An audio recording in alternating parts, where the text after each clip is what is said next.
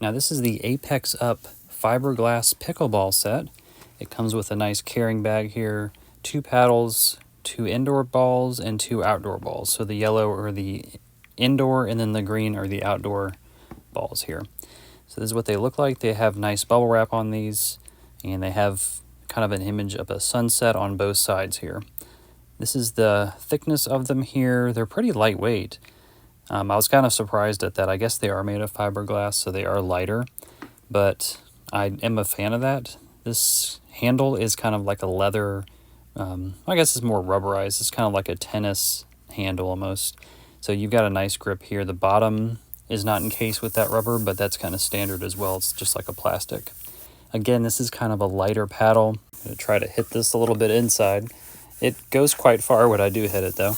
Weight is 8.6 ounces. It comes with the 2 indoor balls, 2 outdoor balls, the storage bag, and the paddles. These balls are pretty nice. They don't feel like they're flimsy or cheaply made.